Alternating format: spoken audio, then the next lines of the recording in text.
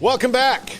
And no, Paxton, I have not forgotten to mention the Texas Longhorns and Arch Manning and that they're number one in the country.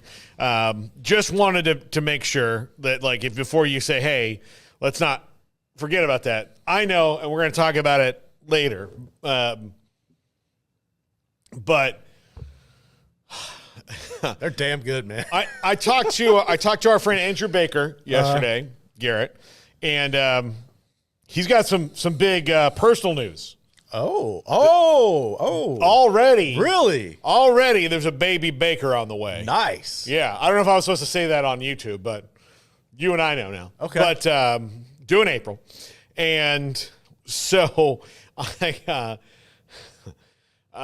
I talked to him, and he said that everything that, and this is true, everything that Chris Del Conte has touched there at Texas, it's gold. For the most part, has turned to gold. I know basketball's been a little bit, that was out of his control, but he handled it properly. Yeah, but I mean, it's still like it's been a bit of a bumpier ride, but it's still pretty good.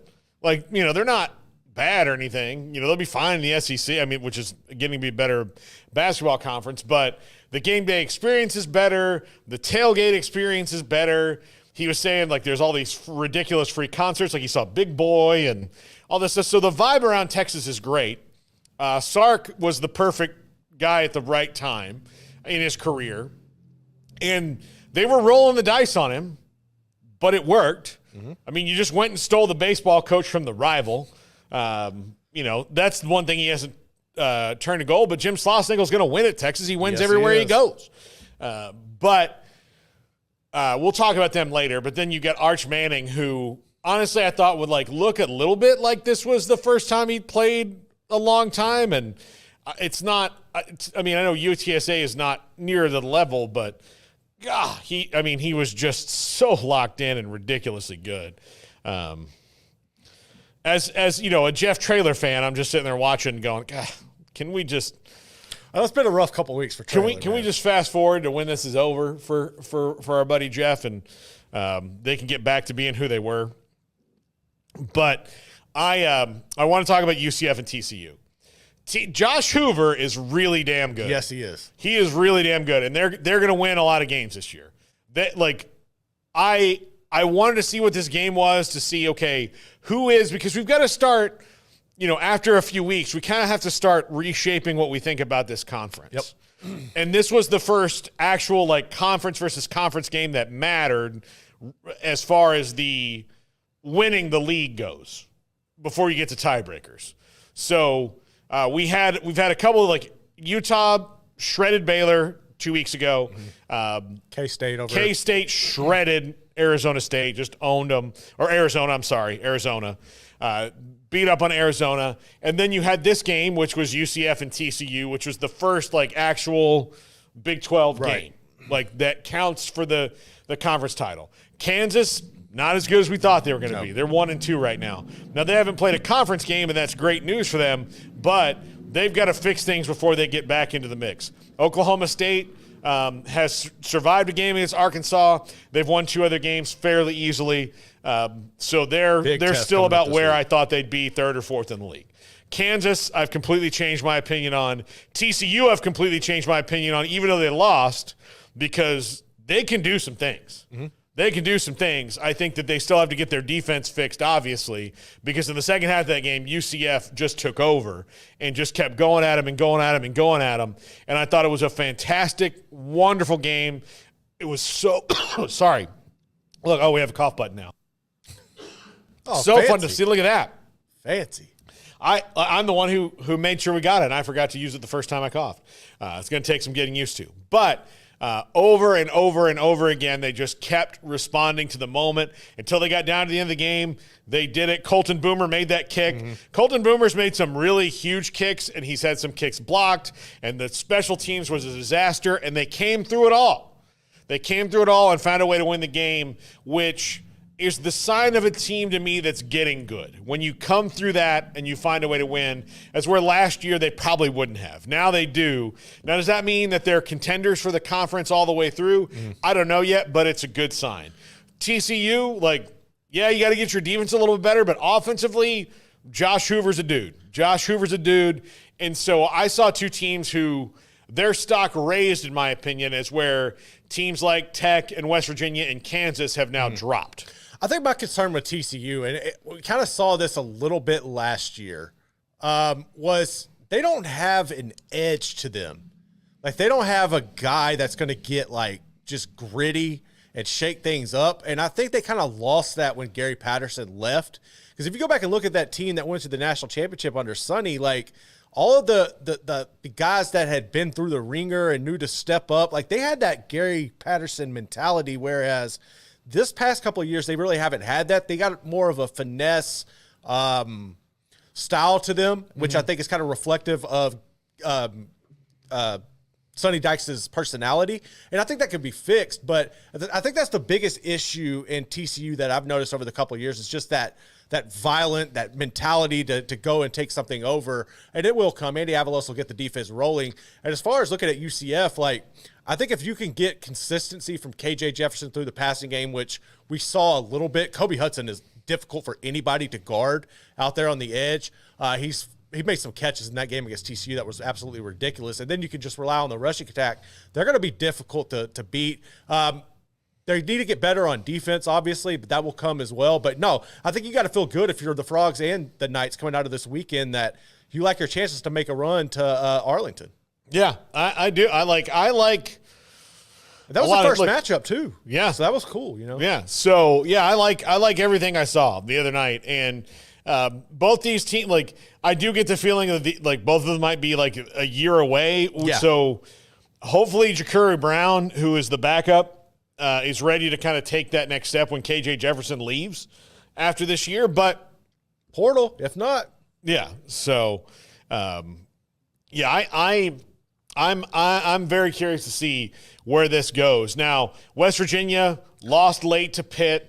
Like, they played better, and that was a good game, but Garrett Green's got to get better with the football. Yeah, Garrett Green's got to get better with the football. Tech bounced back. Nice win for them.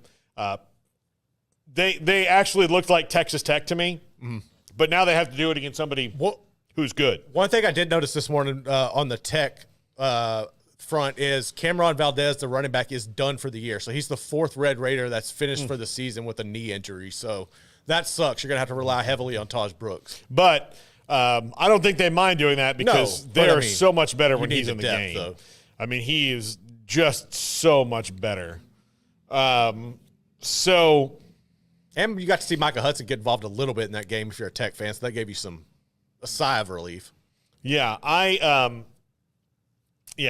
think so. And then, like Cincinnati they looked pretty good against Miami, Ohio the other day, and Miami, Ohio was, known for their defense. Cincinnati moved the ball, won the game. So I'm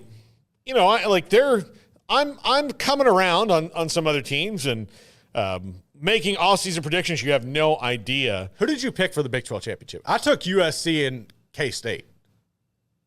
I took Utah and K-State was my two. I picked K-State to win it.